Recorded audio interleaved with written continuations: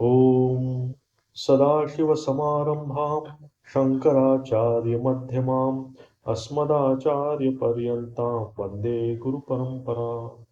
वसुदेवसुतं देवं कंसचाणूरमर्दनं देवकी परमानन्दं कृष्णं वन्दे जगद्गुरुम्. तर आपण बघत होतो 6वा अध्याय आणि त्यात आता भगवंत आपल्याला सांगतायत की हा जो ध्यानयोग ते सांगताय हा ध्यानयोग त्यांनी मेथड सांगितली सगळी बहिरंग कसं करायला पाहिजे, अंतरंग साधना कशी करायला पाहिजे. पण हे त्यांना पण माहिती आहे की ही साधना इतकी सोपी नाहीये. सगळ्यांनाच काही सहज जमणारी नाहीये.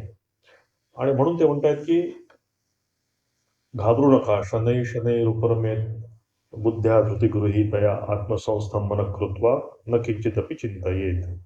यतो यतो निःसरति मनश्चंचलमस्थिरं ततस्ततो नियम्येत आत्मन्येव वशं. की आपण जे मागच्या वेळेस क्लासमध्ये बघितलं की ही जी साधना आपल्याला करायची आहे त्या साधनेमध्ये आपल्याला या ध्यान किंवा मेडिटेशन याला आपल्याला फाटा देणं शक्य नाही आहे. म्हणजे आज जमत नाहीये हा आपला दुबळेपणा आहे. परंतु भगवंताला एवढंच सांगायचं आहे की तुम्हाला जर या थ्रू जायचं असेल, म्हणजे तुम्हाला जर काही मनाची शांती मिळवायची असेल, ते म्हणतात की प्रशांत मनसं येनम योगिनम सुखम उत्तम 27व्या श्लोकामध्ये म्हणतात ते की हे तुम्हाला सुख जर उपभोगायचं असेल, आपल्याला आता अक्षुण्ण सुख मिळत नाही. आपल्याला जे सुख मिळतं ते सगळ्या बाहेरच्या गोष्टींवर डिपेंड आहे आपलं सुख.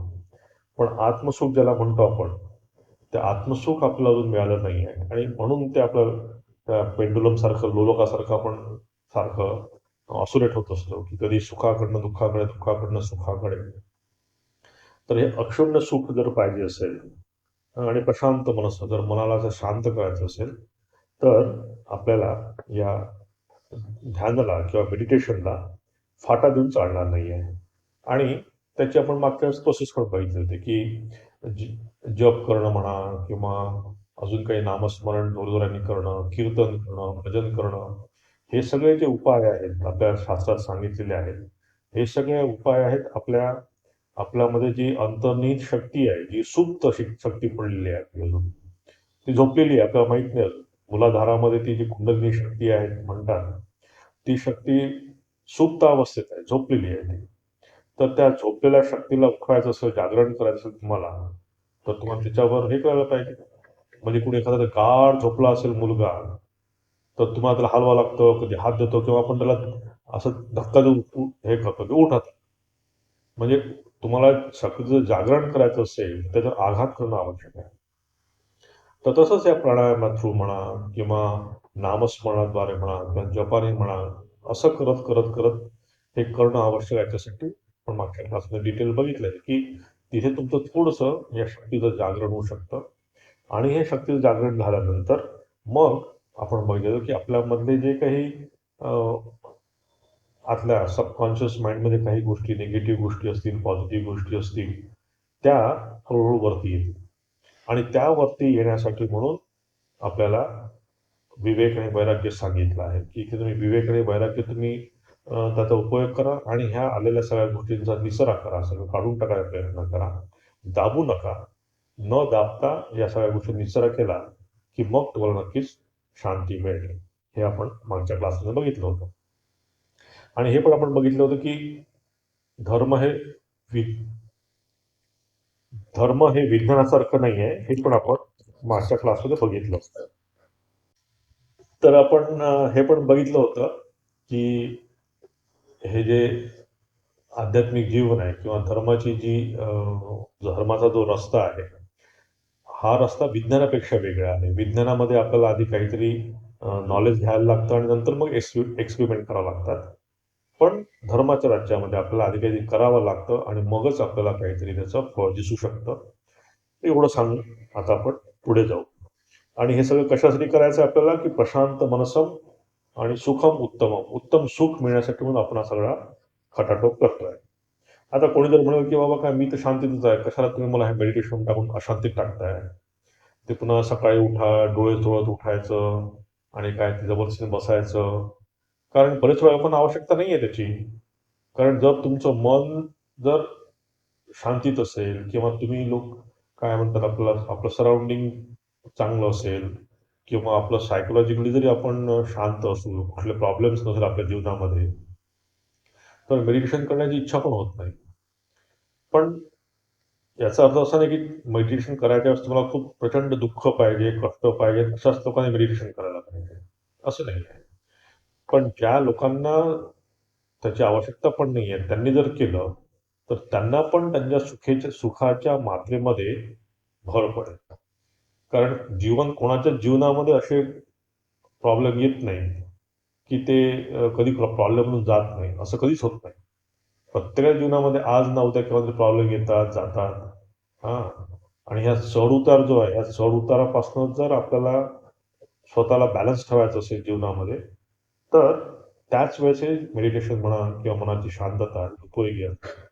म्हणून मेडिटेशन सगळ्यांनीच करायला काही हरकत नसते. तर आपण आज 28वा श्लोक बघू. युञ्जन्नेवं सदात्मानं योगी विगत कल्मषः सुखेन ब्रह्मसंस्पर्शम अत्यंतम सुखमश्नुते. आणि तो पापरहित योगी याप्रमाणे नेहमी आत्म्याला परमात्म्याशी युक्त करून सुखपूर्वक म्हणजे सहजपणे परब्रह्म परमात्मा प्राप्तिरूप अनंत अपार आनंदाचा अनुभव घेतो. आता इथे ते फळ सांगतायत पुन्हा काही काही श्लोकांमध्ये ते हे जे मेडिटेशन केलं त्याचं फळ काय आहे त्याचं आता भगवान वर्णन करतील. म्हणून ते इथे म्हणतात की अत्यंत सुखमश्नुते, की अत्यंत सुख आपल्याला मिळतं. आता कसं आहे ना, ह्या अत्यंत सुखामध्ये आपल्याला याची आपण याचा कंपेअर करू शकत नाही. आपल्याला सुखाची कल्पना आपली काय असतं, की मला काहीतरी छान खायला मिळायला पाहिजे, छान कपड्याला मिळायला पाहिजे, मला त्रास नको कुठल्या गोष्टीचा, मला जास्त कष्ट पडू नये, माझं शरीर चांगलं राहावं. ही आपली एक साधीभोळी अत्यंत सुखाची कल्पना असते. पण याच्यापेक्षा कुठलं मोठं सुख असतं, हे सुख जर तुम्हाला अनुभवायचं असेल, तर आपल्याला सुषुप्तीचा आनंद बघायला पाहिजे, की जेव्हा आपण प्रचंड गाढ झोपेत असतो, ही सुषुप्ती आपल्याला रोजच लागते. पण कधी-कधी बघा, असं आपण म्हणतो 2-4-6 महिन्यामध्ये, की आज खूप छान झोपलो मी. बऱ्याच दिवसांनंतर मला छान झोप लागली. तर त्यावेळेसचा जो आनंद असतो, त्या आनंदामध्ये आपण सगळंच विसरलेलो असतो. तिथे सुख आपल्याला माहीत नसतं, दुःख माहीत नसतं आपल्याला किंवा इव्हन मी कोण आहे, ते पण माहीत नसतं. मी पुरुष आहे की स्त्री आहे, हे पण आपल्याला कळत नसतं त्यावेळेस. तेव्हा फक्त सुख असतं. तिथे कुठल्याही इंद्रियांचा किंवा कुठल्याही बाह्य बाह्य गोष्टी तिथे फरक पडत नाही. तर असं सुख इथे थोडंसं मला कंपेअर करता झालं तर. कारण आपल्याला इथे अत्यंत सुखामुष्णते म्हणतात, की अत्यंत सुख आता याच्यापेक्षा अजून काय सुख असणार आहे? कारण वी कॅनॉट थिंक की या सुखापेक्षा अजून कुठलं सुख असणार आहे? तर इथे ते म्हणतात, की युञ्जन्नेव सदात्मानं विगत कल्मषः, की अत्यंत सुख तुम्हाला जे पाहिजे, ही शांती जी पाहिजे आहे. आता इथे एक प्रश्न म्हणजे इथे एक लक्षात ठेवायला पाहिजे, की ही शांती जी आहे, ही ध्यान केल्याने मिळत नाहीये. ही शांती जी मिळते आहे, ही तुमच्या नॉलेजने मिळते आहे. ज्ञानाने शांती मिळते आहे. इथे चुकीचं समजू शकतो, की ध्यान केल्याने मला शांती मिळेल, असं नाहीये. रोजच तुमचं ध्यान लागत नाही. पण एकदा जर का त्या ध्यानातनं तुम्हाला नॉलेज मिळालं, तर मात्र मग तुम्हाला इथे शांती मिळू शकते. कारण इथे आपल्याला दुसरं काही करावं लागत नाहीये. फॉर एक्झाम्पल एखादा नळ आहे. मी त्या नळाचं ती तोटी उघडली आणि पाणी प्यायला लागलो. आता हे पाणी हे आपोआप पडत असतं. फक्त मला काय करावं लागतं, तोटी उघडावं लागतं. ती तोटी उघडणं म्हणजेच आपलं सगळं काय म्हणतात त्याला, हे प्रयत्न आहे सगळे. हे जे काही आपण ध्यानाचा प्रयोग करतोय, प्रयत्न करतोय, ते सगळं तोटी उघडणं आहे. यायचं ते आपोआप जेव्हा पाणी यायचं, की त्यावेळेस आपोआप ते येणार आहे. आणि ते पाणी कसं आहे, लॉ ऑफ ग्रॅव्हिटेशन थोडक्यात. हाच भगवंताचा लॉ आहे, की तुम्ही जर ह्या प्रकारचं जर मेहनत घेतली, या प्रकारचा प्रयत्न जर केला तुम्ही, तर आपोआप ईश्वराची तुमच्यावर कृपा होईल. आणि तिथेच ती ह्या ध्यानाची 4थी स्टेज आपण सांगितली होती, की प्रतीक्षा. की हे सगळं करून मला व्हायलाच पाहिजे असं पण नाही. म्हणजे हा आपला राईट नाही आहे. की मी काय रोज 2-2 तास ध्यान करायचे, मी रोज 4-4 तास ध्यान करायचे आणि कुठं तुम्हाला काहीच मिळत नाहीये, म्हणजे भगवंत नाहीच आहे आपल्या ह्याच्यात. हा विचार आणू नये. ही फक्त प्रतीक्षा आहे. जसं मी तुम्हाला त्या दिवशी उदाहरण दिलं होतं, की फक्त मी माझ्या घरामध्ये गेलो, माझे दरवाजे खिडकी उघडल्या, बस आता तिथे सूर्यप्रकाश यायची किंवा हवा यायची फक्त मला वाट बघायची आहे.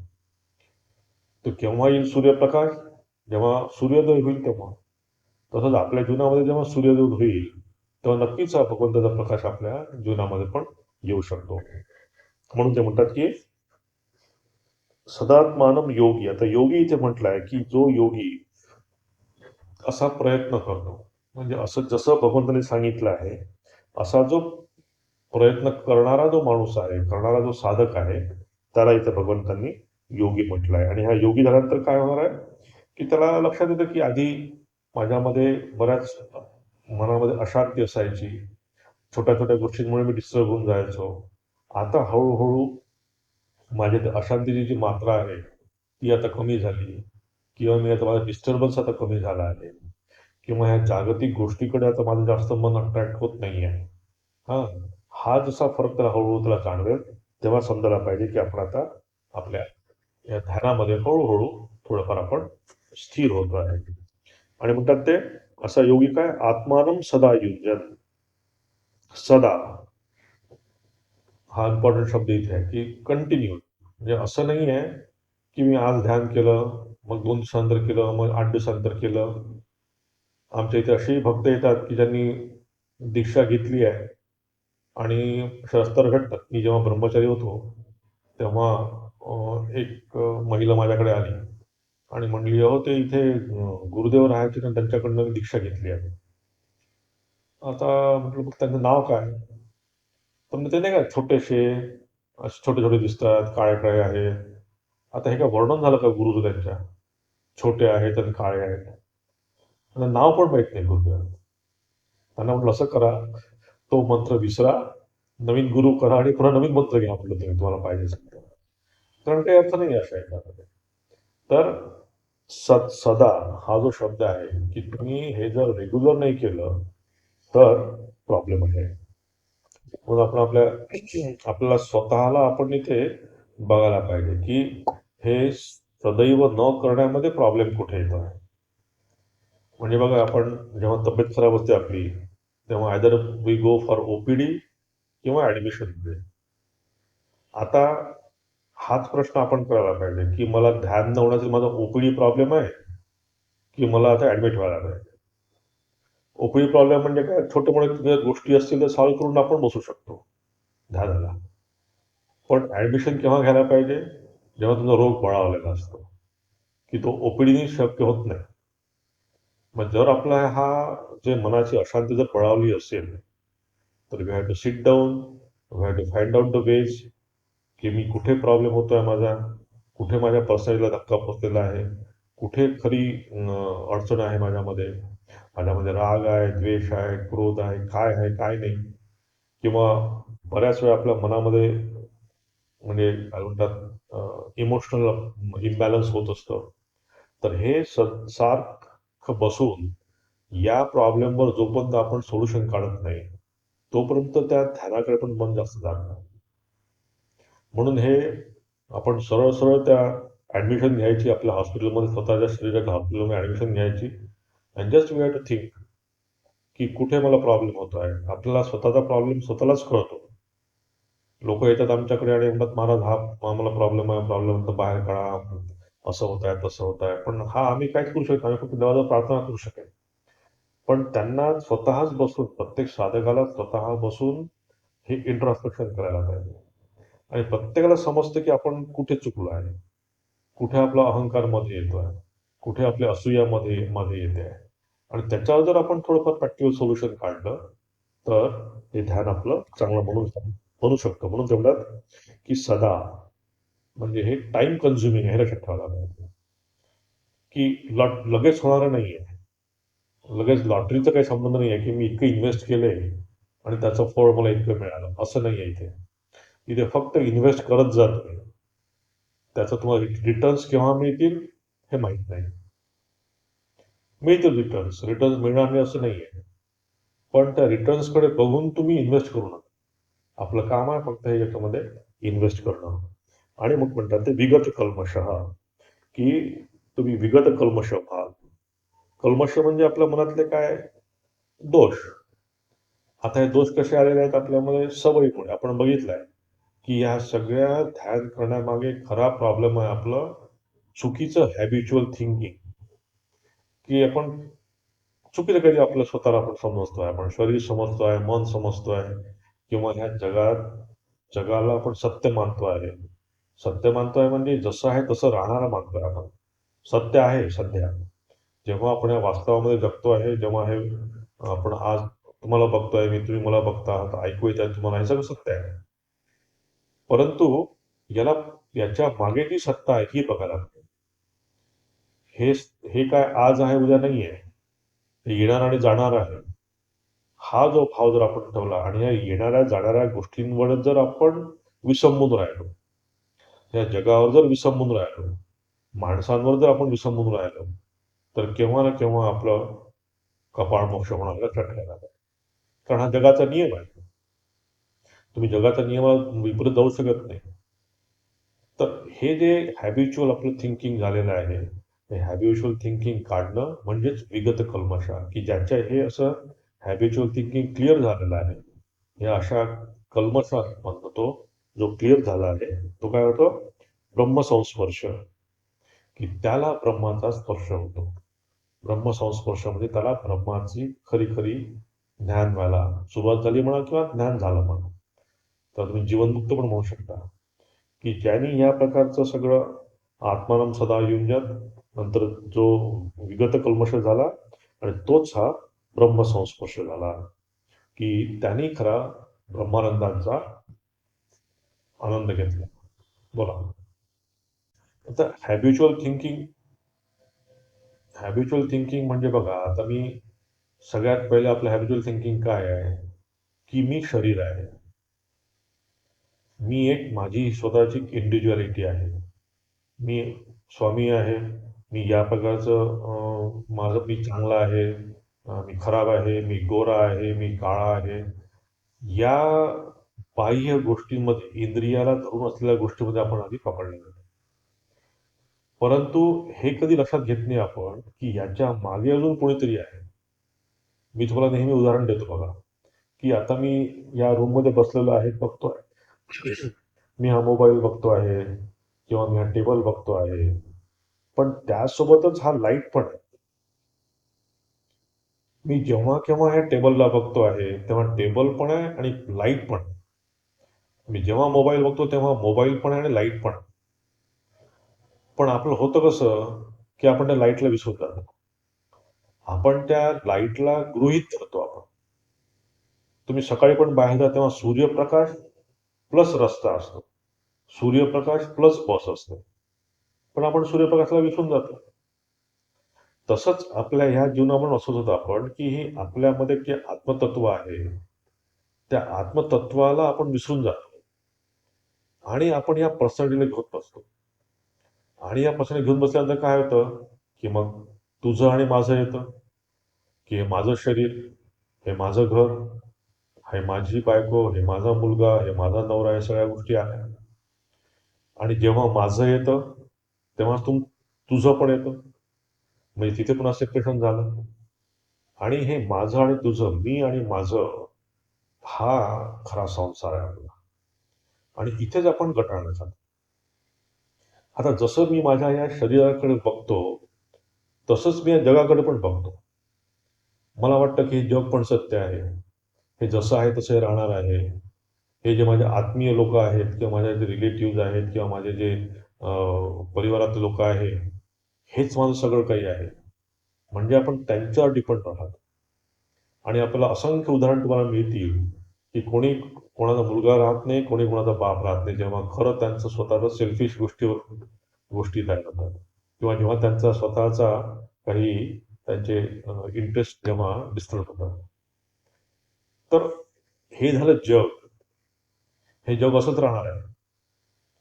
हे आपण समजून घ्यायला पाहिजे, की याच्यात काही चुकीचं काहीच नाही आहे. हे जगाचा नियम आहे. हे सगळं खेवे, दावे, राग, लोभ, मोह, मद, मत्सर, हे सगळं यालाच संसार म्हणतात.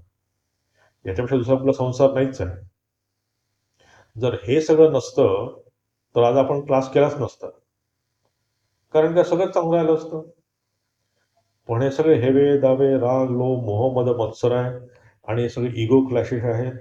ह्या सगळं असल्यामुळे आपल्याला अशांती आहे. आणि ह्या अशांतीवरून उठण्यासाठी म्हणून अध्यात्म आहे, की मी कुठेतरी समभावाला यायला पाहिजे, मी कुठेतरी स्वतःला मी बॅलन्स ठेवायला पाहिजे माझं मन. त्यासाठी म्हणून सगळं हे अध्यात्म आहे. आणि हे जे असं जे थिंकिंग आपण करतो स्वतःच्या बद्दलचं आणि जगाबद्दलचं, हे दोन्ही थिंकिंग हे आपल्या हॅबिटमुळे आपल्या लहानपणापासून बघा. स्वामी विवेकानंद म्हणतात ना, की लहानपणापासून त्या मुलाला शिकवायला पाहिजे, की तू ब्रह्म आहेस, तू अनंत आहेस. ते म्हणायचे, की स्वामीजी ते एक श्लोक पण म्हणायचे, वेदांमधला एक श्लोक, की त्या लहान बाळाला त्या पाळण्यात ती आई म्हणजे हे झोका देते आहे आणि त्यावेळेस त्याला सांगते, की तू हे नाही आहेस, तू ब्रह्म आहेस. पण आपल्याला लहानपणापासून शिकवलं जातं, की तुझं आणि माझं कसं आहे, हे माझं आहे, हे तुझं आहे, हे तू खा, हे त्याला देऊ नको. तू जेव्हा मार्केटमध्ये जाशील तेव्हा तुझ्यासाठी काहीतरी घेऊन खा, पण तुझ्या दुसऱ्याला तू देऊ नको. हेच ऐकत आपण लहान मोठे झालो आहोत. मी आगरतळ्यात असताना मी बघायचो ना, शाळेतले मुलं ते काही काही जेव्हा शाळेतल्या मधली सुट्टी व्हायची तर घरून डबा घेऊन यायचे. तर त्यातले काही काही मुलं मी बघायचो, की ते डबा घेतला की दूर कुठेतरी जायचे जंगलामध्ये, कारण ते जंगल आहे आमचं सगळं. आणि ते गुपचूप एकटे बसून झाडाकडे बसून डबा खायचे. आणि काही मुलं मी बघायचो, 4-5 लोक सोबत बसल्या खाताय, याच्या डब्यातलं खातोय, त्याच्या डब्यातलं खातोय. They are sharing. पण तो दूर मुलगा जो गेलाय, तो स्वतःहून गेला नाहीये. त्याला घरून सांगून पाठवला गेलाय, की तू एकटाच डबा खायचा. मी तुला हे असं दिलं आहे, कोणाला द्यायचं नाही, तूच खायचं. आता चांगलं वाईट हे पत्त्याने समजून घ्यायला पाहिजे यातलं काय आहे काय. पण आपलं हॅबिच्युअल थिंकिंग कसं तयार होतं, की हे लहानपणापासून आपण तसं तयार झालेलं आहे. फक्त याच जन्मात नाही, याच्या पूर्वीच्या जन्मामध्ये पण आपण असंच केलेलं आहे. आणि असं केल्यामुळेच आपण संसारात आलो आहे. असं केल्यामुळेच आपण जन्म घेतला आहे. तर हा जो संसार आहे, मी सांगितलं, की तुझं आणि माझं, मी आणि तुझं, आणि हे काम क्रोधाची सगळ्या गोष्टी आहेत, ह्या संसारात हे असेच राहणार आहेत. हे कधीच बदलणार नाही आहेत. जेव्हा भगवान श्रीकृष्ण आले तेव्हा पण होते हे सगळे. ते जर नसते त्यांना गीता सांगायचे काम, त्यांना गीता सांगावंच लागले नसते. भगवान रामचंद्र आले तेव्हा पण तसंच होतं. आणि भगवान श्रीरामकृष्ण आले तेव्हा पण तसंच होतं जग. आणि ते येऊन 200 वर्ष झाला तरी असंच आहे.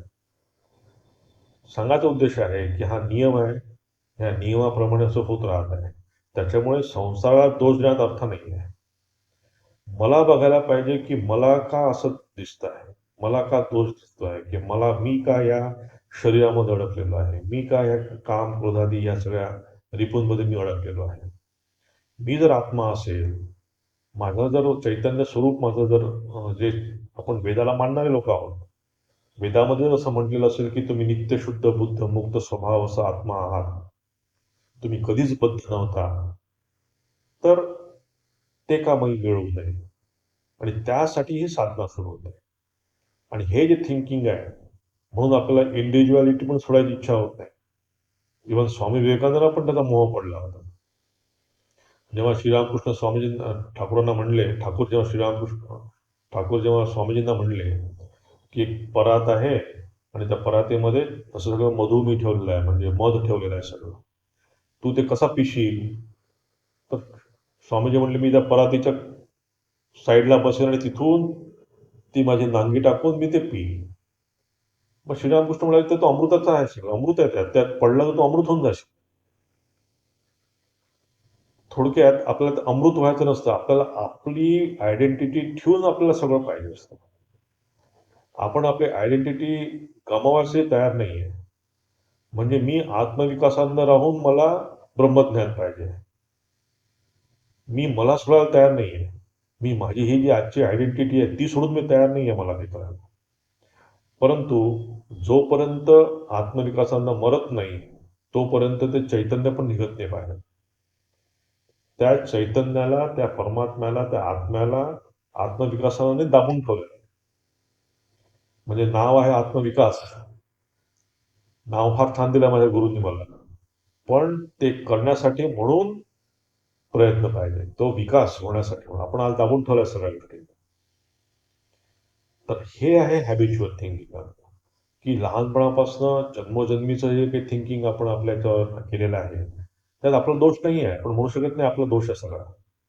पण जेव्हा दिसतंय की हे चुकीचं आहे किंवा शास्त्राला संमत नाही आहे हे, शास्त्र याच्यापेक्षा काही मला वेगळं सांगताय. शास्त्र सांगताय की शुद्ध बुद्ध मुक्त स्वभाव तो आहे आत्मा, आणि मला तर आज बद्ध वाटतंय, मी तर बांधल्यासारखं वाटतोय. मला असं वाटतंय की मी माझा जन्म झालाय केव्हा तरी, आणि केव्हा तरी मी मरणार आहे. म्हणजे माझी डेट ऑफ बर्थ आहे आणि एक्सपायरी कदाचित देवाला माहीत, आपल्याला माहीत नाही. पण या जन्म आणि मरणाच्या मध्ये जे काही होत आहे सगळं, त्याच गोष्टीला आपण धरून बसतो की तेवढंच सगळं सत्य आहे. आणि अध्यात्म सांगतं की या जन्म मरणाचा फक्त हे दिस इज इन्सिडेंटल, की हे चैतन्य तुम्ही हे शरीर एक त्यांनी फक्त त्या शरीराच्या फॉर्ममध्ये त्यांनी घेतलं. म्हणजे कोणी स्त्रीचा फॉर्म घेतला किंवा पुरुषाचा फॉर्म घेतला, पण इट इज जस्ट चैतन्य. ते जर जेव्हा जातील, फॉर एक्झाम्पल तुम्हाला उदाहरण देतो की सूर्य आहे आणि आपण आपल्या समोर अशी 10 भांडी ठेवली आहे वेगवेगळ्या आकारांची.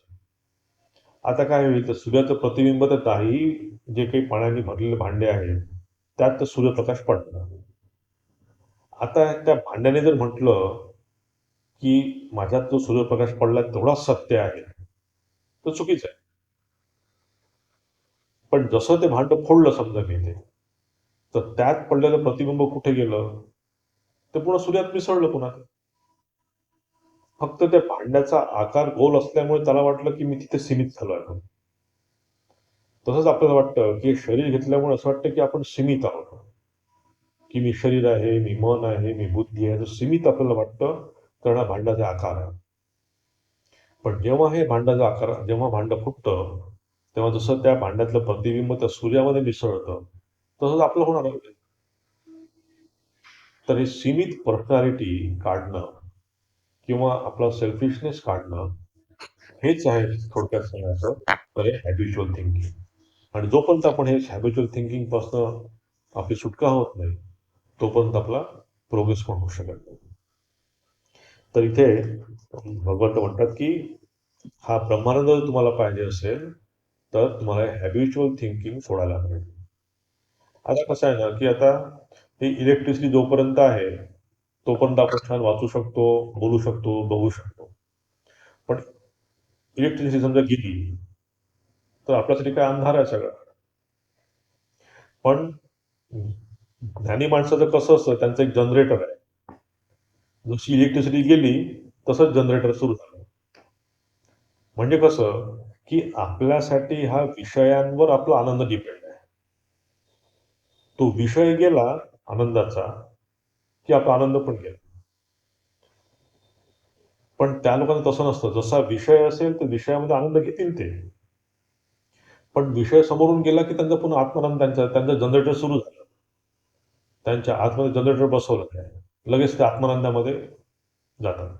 म्हणजे विषयामध्ये जेव्हा ते असतात, तेव्हा श्रीरामकृष्ण जेव्हा बसले आहेत, सगळ्यांची गप्पा गोष्टी करतायत, तर आनंद घेत आहेत. ते गेले की ते पुन्हा त्यांच्या आनंदामध्ये आहे. म्हणजे विषयानंदापासून लगेच ते गेले ब्रह्मानंदामध्ये. पण आपण सदैव त्या विषय आनंदामध्येच आपण फिरत असतो आणि आपल्याला सदैव विषय लागत असतात, की हा नाही तो मित्र झाला, मैत्रीण झाली, ती झाली. सदैव आपल्याला कोणीतरी पाहिजे असतं की जो मला आनंद मिळेल. आणि इट इज डिपेंडंट आनंद, की आपण कोणावर तरी डिपेंड आहोत. म्हणजे मला हॅपी करण्यासाठी, मला आनंदी करण्यासाठी म्हणून मला कोणीतरी पाहिजे. ते जर नसेल, तर मी आनंदी होत नाही.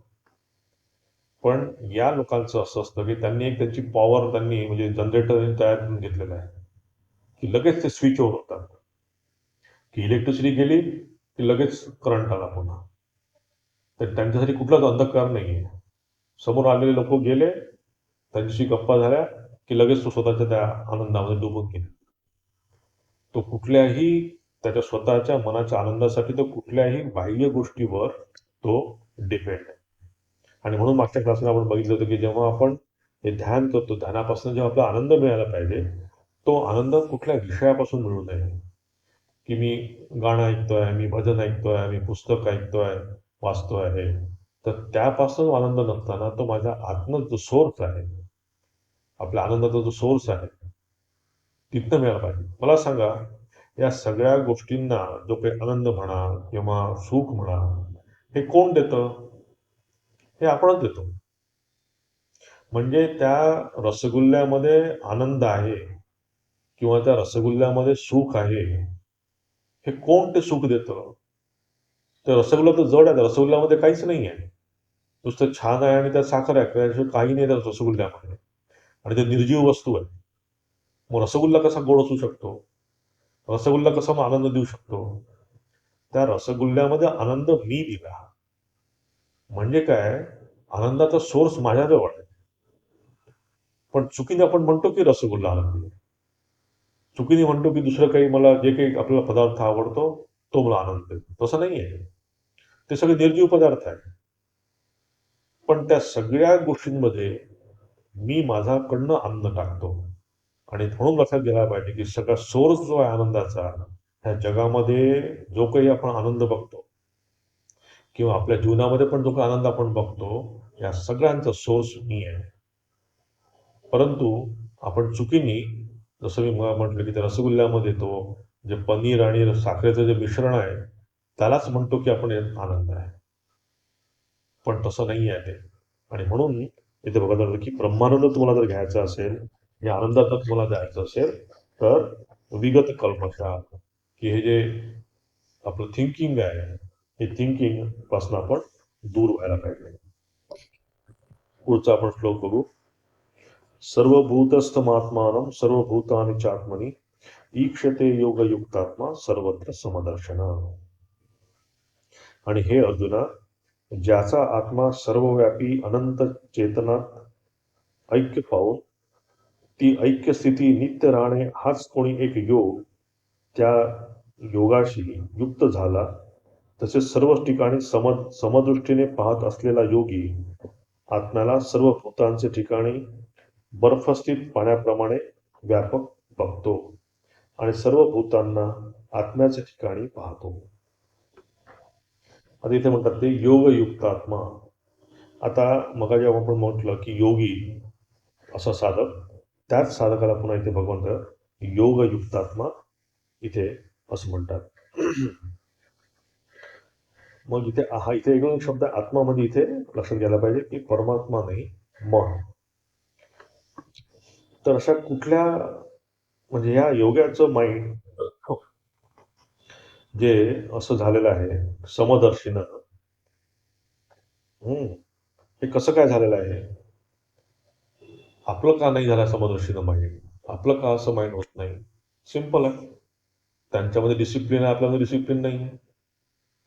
प्रॉब्लेम सगळा आपला तिथेच येतो सगळा, की त्यांनी हा सगळा प्रयत्न करून स्वतःच्या माइंडला डिसिप्लिन केलेला आहे आणि आपण ते करू शकलो नाही, किंवा आपण ते करायचा प्रयत्न करतोय. आपण जेवढा प्रयत्न व्हायला पाहिजे तेवढा प्रयत्न होत नाही आपला. तुम्ही बघा ना, की जे गाणं म्हणणारे असतात बघा, जे गायक असतात, ते बघा सदैव जाताना येताना गुणगुणत असतात असं असं त्यांचं डोकं तिकडंच असतं. किंवा जे तबला वाजवणारे असतील बघा, ते कुठे टेबल दिसलं की तबला वाजतील आपला, काहीतरी त्यांचं चालू असतं. So they are always thinking about that. तसाच हा योगी काय करतो, he is always thinking about Vedanta. की तो त्याने जे काही वाचलं आहे, जे काही चिंतन केलं आहे, जे काही मनन तो करतो आहे, ते त्याच प्रमाणात तो करतोय. म्हणून मी सारखं म्हणतो की it is full time job. इथे हा काही कंपार्टमेंटल जॉब नाही अध्यात्म म्हणजे, की संध्याकाळी अर्धा तास, सकाळी 1 तास आणि बाकी जे जे पाहिजे ते करायचं. सगळंच करा. पण त्यासोबत हे थिंकिंग, हा जो विचार, हा सदैव असायला पाहिजे. आणि असाच पुरुष समदर्शी नव्हतो. समदर्शी म्हणजे सगळ्यांमध्ये एकच तो गोष्ट बघतो.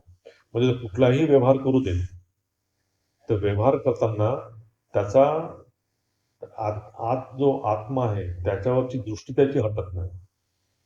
म्हणजे बघा, आपण उदाहरण याच्या आधी पण बघितलं आहे की आपण हातात सोन्याच्या बांगड्या घातल्या, गळ्यात चेन घातली, हातात अंगठी घातली, आपण काय बघतो की अंगठी बघतो, गळ्यातली चेन बघतो, हा ब्रेसलेट बघतो.